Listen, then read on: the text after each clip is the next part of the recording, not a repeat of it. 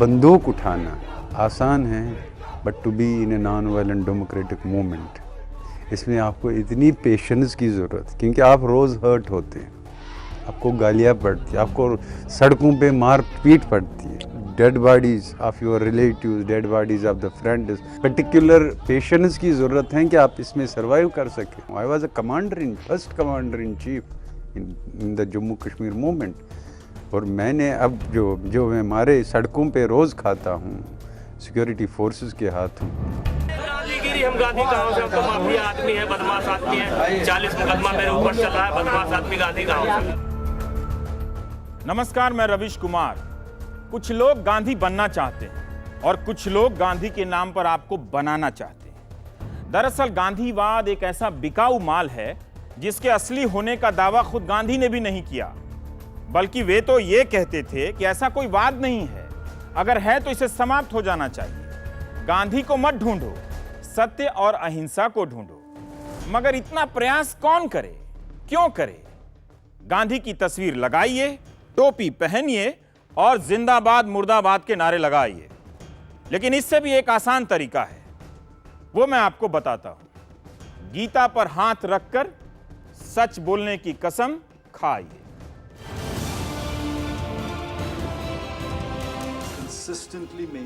आजकल सच का ऐलान रोजाना प्रेस कॉन्फ्रेंस के जरिए होने लगा है। प्रेस कॉन्फ्रेंस का नाम सत्य कॉन्फ्रेंस क्यों नहीं हुआ, यह राजनीति का रहस्य है, लेकिन हर दिन कोई ना कोई नेता अपने सत्य का ऐलान यहाँ वहाँ से करता रहता है। बस एक ही सवाल है, क्या आपने कभी ऐसी प्रेस वार्ता देखी है जिसमें पार्टी प्रवक्ता ने कहा हो कि हाँ, हमने झूठ बोला था, हमें नहीं बोलना चाहिए। जो समझने वाले समझ गए, जो ना समझे वो अनाड़ी है। CBI should function without interference through any government diktat. हम चाहते थे कि CBI सरकारी शिकंजे से निकले, लेकिन इन्होंने तो CBI की ऐसी गुम्बदगेरी बनाई है।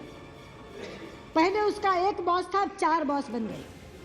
आजकल बिना CBI की जांच के ऐलान के सच बाहर निकलता भी नहीं। वैसे सत्य की यह प्रमाणिक संस्था भी विवादों में है।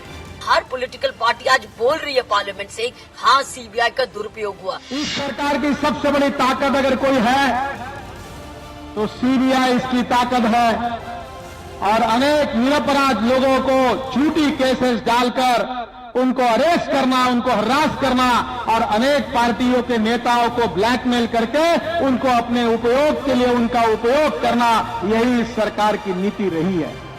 गीता पर हाथ रखकर कसम खाइए, मैं जो कुछ कहूंगा सच कहूंगा, सच के सिवा कुछ नहीं कहूंगा। फिल्मों में सच की एक और समस्या है, बिना गीता की कसम खाए सच के सिवा सच बोलने का साहस भी नहीं आता। मैं गीता पर हाथ रखकर कहता हूं, मैं जो कहूंगा सच कहूंगा।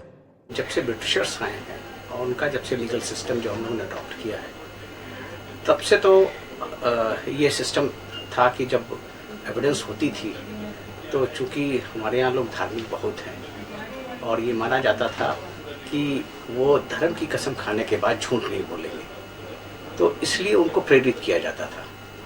इसलिए जो हिंदू होता था उसको गीता की कसम खिला दी, मुस्लिम होता था तो उसको आपके कुरान की कसम खिला दी, क्रिश्चियन होता था तो उसको बाइबल की कसम खिला देते थे। तो ये प्रथा चली आ रही है, ये अंग्रेजों की देन है। घबराइए नहीं, अब तो सत्य के नाम पर ऐसी फिल्में भी बन चुकी हैं जिनका रूप देखकर आप सत्य का नाम सुनते ही भागने लगे। मतलब यह है कि हमारे देश में सत्य का बहुत बड़ा बाजार है। ये बाजार किसने बनाया नहीं मालूम। गांधी तो बस आजादी की लड़ाई को सत्य के साथ प्रयोग में बदलने की धुन में लगे रहे। यहां तक कि फैजाबाद में किसान सभा ने जब बुलाया और उन्हें पता चला कि किसानों ने लूटपाट की है, तो गांधी ने उनके बीच जाकर निंदा कर दी। उसका असर नेहरू पर यह हो गया कि वे किसी सभा में लूटपाट करने वाले किसानों से कह आए कि हाथ उठाइए कि किस किस ने किया है। जिन जिन लोगों ने हाथ उठाए उन्हें जेल हो गई। आप में से कोई शो को देखने के बाद ऐसा फैसला करना चाहे तो गांधी जी की तस्वीर से पूछ लीजिएगा। बार बार वो अपने स्वयंसेवकों को समझाते हैं कि अतिशयोक्ति रिकॉर्ड मत करना, झूठ रिकॉर्ड मत करना। ये दूध में अमृत जैसे दूध में जहर की बूंदें होंगी। हम केवल सच्चाई जानने आए। कोई बढ़ चढ़ के अंग्रेज़ों के खिलाफ कुछ बताना चाहे वो आपको रिकॉर्ड नहीं करना है। ये भी उन्होंने कहा कि आपको लगे किसान के वर्णन में, आज हम ये सावधानी कहाँ रखते हैं, हमें लगता है कि अगर एक फिगर मिला है कि इतने करोड़ का काला धन है तो उसको दुगना भी बताना हो, बताओ क्या रखा है। इस तरह से हम अत्याचार को भी बढ़ा, उन्होंने कहा कि मुझे अत्याचार बढ़ा के नहीं चाहिए, जो जितना हुआ है उतना चाहिए, एग्जैक्ट। गांधी नाम की रेलगाड़ी बिना सत्य, अहिंसा और सत्याग्रह की बोगियों से पूरी नहीं होती है। गांधी की रेलगाड़ी पर जब 60 के दशक में उत्तराखंड का एक नौजवान चंडी प्रसाद भट्ट सवार हुआ तो इन हरे पेड़ की मौत का कारण और जवाब ढूंढने लगा। विकास और लूट की आंधी ने कोई 40 साल पहले ही इन पहाड़ों से जंगल हड़प लिए। मोटर यूनियन में क्लर्क का काम करने वाले चंडी प्रसाद भट्ट जयप्रकाश और बिनोवा को सुनते सुनते अपने पहाड़ों को बचाने के विराट सवालों के सामने खड़े हो गए, जिसका समाधान गांधी बहुत छोटा बता गए थे। प्रकृति से लालच मत करो। चंडी बाबू ने नौकरी की छुट्टियां बचाकर सर्वोदय के संस्कार सीखे और अपना पूरा जीवन आपके लिए समर्पित कर दिया। हमारे सामने सवाल ये था, इन पेड़ों को कैसे रोके कटने से। तो उसमें 2-3 बातें थी। एक तो कहीं इंसान हमारे जंगलों को कोई नुकसान न हो, तो इस प्रकार की एक पद्धति हम विकसित करना चाहते थे जिससे पेड़ भी बचें और हिंसा न हो।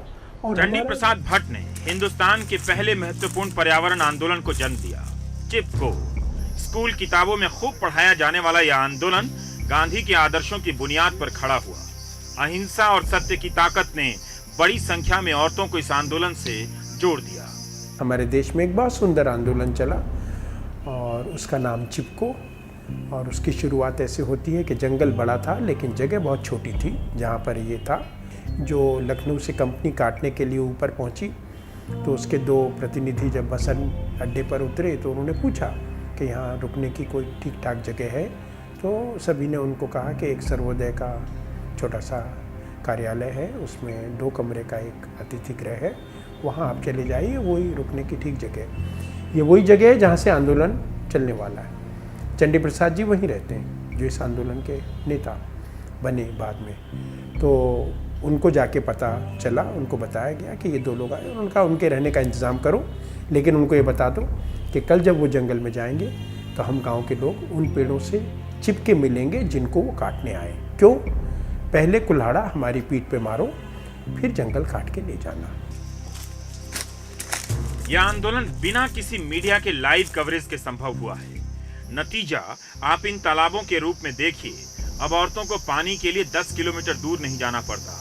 प्यार से लोग चंडी प्रसाद भट्ट को पद्मश्री जंगली बुलाते हैं।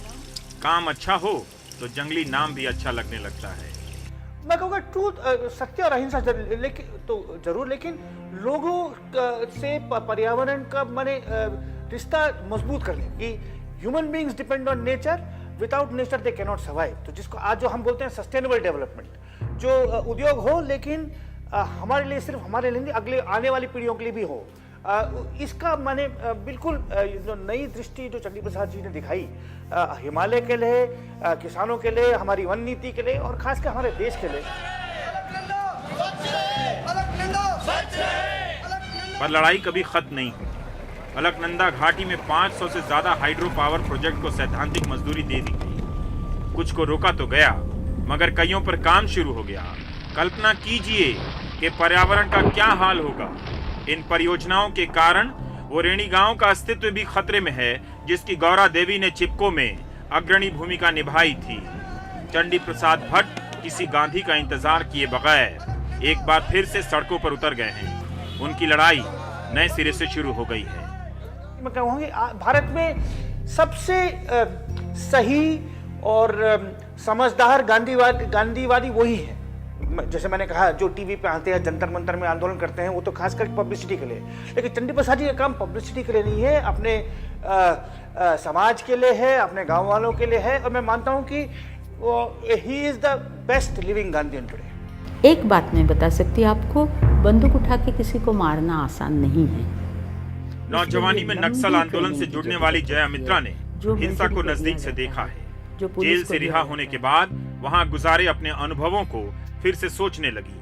गांधी को पढ़ा तो नहीं, लेकिन गांधी को जीने लगी है। भागलपुर दंगों की भयानक तस्वीरों ने भी जया को उन रास्तों की तरफ मोड़ दिया जिन पर गांधी प्रयोग करते रहे।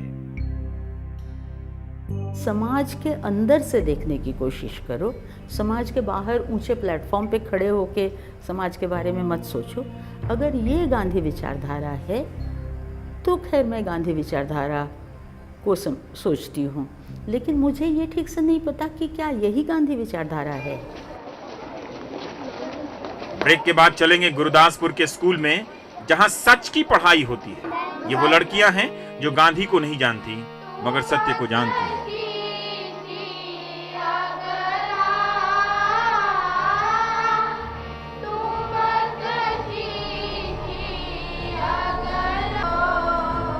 सच सुनाए सी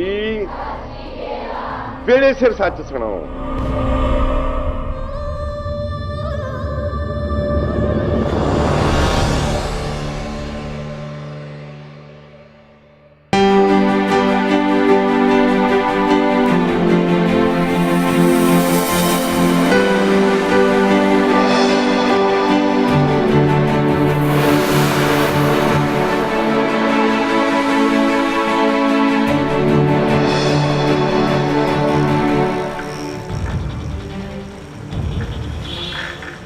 चरखा काटने से कोई गांधी बन जाता तो आज हर स्कूल में सर्टिफिकेट कोर्स चल रहा होता। लेकिन कटक के इस पुराने गांधीवादी आश्रम में चरखा काट रहे डॉक्टर विश्वजीत और उनकी पत्नी आज भी इस चरखे पर गांधी के प्रति अपनी समझ को रोज काटते रहते हैं। 1999 के साइक्लोन ने डॉक्टरी की पढ़ाई से निकले विश्वजीत को झकझोर दिया।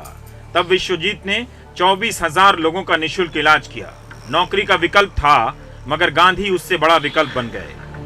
छात्रावस्था में मैं गांधी का काफ़ी विरोधी था, लेकिन एक किताब मनमोहन चौधरी जी के नेतृत्व में निकला था, गांधी परिक्रमा एक संकलन। उसको पढ़ने के बाद मुझे लगा कि गांधी को पढ़ना चाहिए, और मैं जैसे जैसे पढ़ता गया वैसे वैसे गांधी के विचार में फंसता गया। और आखिर विश्वजीत ने गांधी और जनसंघर्षों के रिश्तों को समझना शुरू कर दिया, खुद को इस धारा में प्रशिक्षित किया। गांधी जी जिस तरह की समाज व्यवस्था चाहते थे उसमें कहीं पर भी कोर्ट पुलिस पश्चिम के जो व्यवस्था ये इसका कोई संभावना नहीं था। इसलिए जब पोस्को के खिलाफ आंदोलन में हम लोग थे तभी भी मेरे ऊपर 8 बार पिटाई हुई है। हम चाहते तो एफआईआर भी कर सकते थे, लेकिन हमने कभी एफआईआर नहीं किया, कभी पुलिस के पास नहीं गया। और मैं मानता हूँ इस कारण से पुलिस से लेकर आम लोगों तक, सपोर्टर लोग और जो गुंडे लोग, सभी का एक अलग तरह का प्यार हमें मिला इस कारण। और हम गांधी को मानने वाले गांधी के परिवार के हैं। अहिंसा की इसी ट्रेनिंग ने विश्वजीत को 2005-2006 के दौरान पोस्को आंदोलन को अहिंसक बनाए रखने में मदद की। पूरा माहौल पोस्को समर्थक और पोस्को विरोधियों में बटा हुआ था। पोस्को समर्थकों से पिटाई के बाद भी विश्वजीत ने पुलिस में शिकायत नहीं की, और जब पुलिस ने आरोप लगाए कि इस युवक ने जीप जलाने की कोशिश की तो अदालत ने विश्वजीत ने स्वीकार कर लिया कि 90% आरोप सही हैं कि मैंने पुलिस का रास्ता रोका, सही है कि मैं जीप के नीचे लेट गया, मगर यह सही नहीं कि जीप जलाई। तो मैं मजिस्ट्रेट को वो कहा कि ये जो केस हुआ है इसमें 95% सच्चाई। हम गाड़ी के सामने सोए, मैं उनको यही कहा कि गाड़ी के सामने जो सोता है वो गाड़ी जलाने की कोशिश नहीं करता है, और जो जलाने की धमकी देते हैं या जलाते हैं वो सोते नहीं हैं। उस समय मजिस्ट्रेट को मेरे बारे में थोड़ा पता हो चुका था, तो मजिस्ट्रेट मुझे पूछे कि आप एक डॉक्टर हैं, आप माँ बाप के अब सेवा कर सकते थे, लेकिन ये रास्ता क्यों अपनाए? तब मैं उनको कहा कि भाई मैं जो समझा हूँ और जिस कारण से अपनाया हूँ, अगर आप वो समझ लेंगे आप भी ये रास्ते में आएंगे। गांधी के रास्ते से ताकत मिलती है, न मिलती तो मुंबई के अर्थशास्त्री प्रेरणा देसाई को 1992 के मुंबई दंगों में गांधी न मिलते। प्रेरणा ने एक संगठन बनाया और गांधी को पीढ़ियों के पार लाने ले जाने का काम करने लगी। प्रेरणा गांधी को आप तक ले जाने का आज भी प्रयास कर रही हैं। एक बहुत बड़ा गैप है पुरानी पीढ़ी को और नई पीढ़ी के बीच में, कि गांधी को जिस तरह से नई पीढ़ी के सामने लाना चाहिए था उसमें कहीं गैप रह गया था। तो उसी उद्देश्य से हमने राष्ट्रीय युवा संगठन बनाया कि नौजवानों तक गांधी को सही तरीके से ले जाया जाए, अट्रैक्टिव तरीके से, नई भाषा में, नए तरीके से।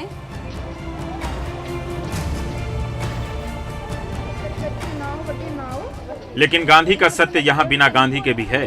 पंजाब के गुरदासपुर का बाबा आया सिंह रियारकी कॉलेज 3,500 लड़कियां पढ़ती हैं। 1976 से शुरू इस कॉलेज में सच बोलने की ट्रेनिंग दी जाती है।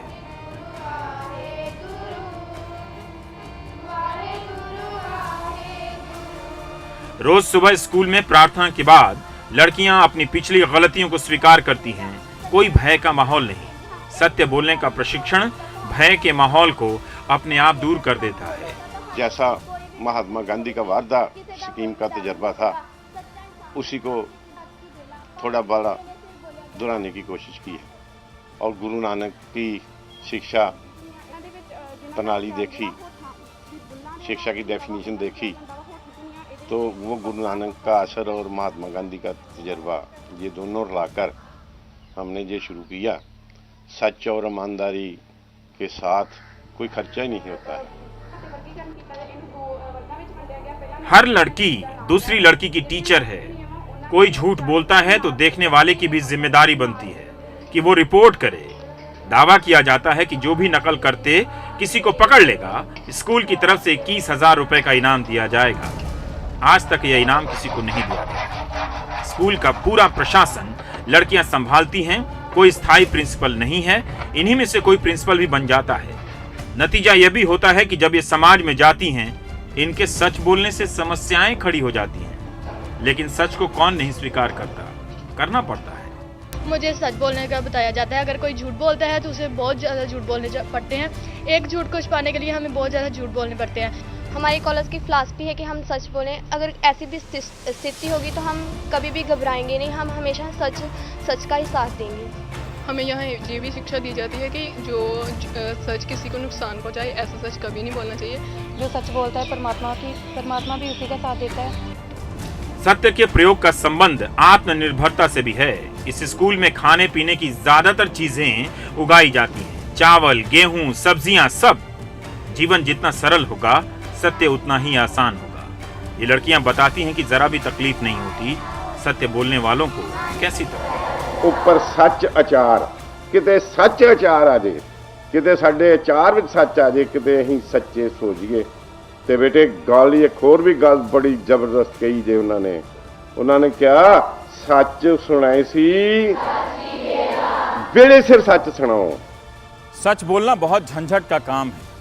आजकल के मैनेजर भाषा में प्रबंधन की ऐसी शैली सिखाते हैं कि आप ऐसे बोलिए कि लगे भी ना कि सच है और पता भी ना चले कि झूठ है। इसमें गांधी की हार नहीं है, इसमें किसी की भी हार नहीं है।